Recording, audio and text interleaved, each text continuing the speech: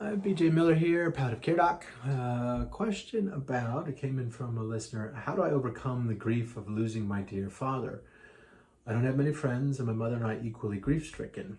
Sometimes I feel the desperate need to have a conversation with him. So, first off, I don't know that we ever overcome grief per se. It may become, the loss may over time become more tolerable, more familiar. In this case, the loss of your dad, as you move through grief, you can take that relationship with the person who's now gone and bring it inside, into your inner world.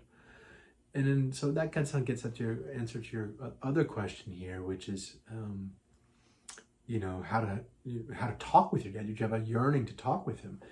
So my advice to you would be to do so, to talk with him. He is, at any point along the way of a living relationship, that so much of it lives inside of us. So, you and your father go all the way back. So talk to him. You might put pictures or memorabilia of him around the house, perhaps an altar, and at certain times of day, almost as a ritual. Be present with your father. Bring him into the room with you.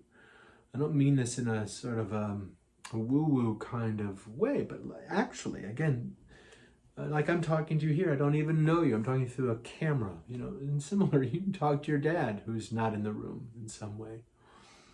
This way you can begin to forge your own relationship, an ongoing relationship, an active relationship, not just a relationship to the past, but a relationship to the present with your father in you.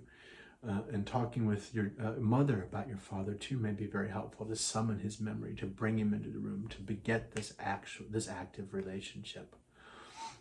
There is no timeline. It's not something that you're going to overcome. But if you do this, if you bring this, if you internalize this relationship, activate it, then your dad can continue to be your companion.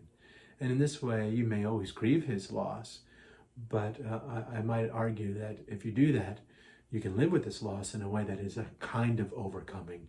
But otherwise, I'd avoid that word. I may be asking too much. This is your father, after all.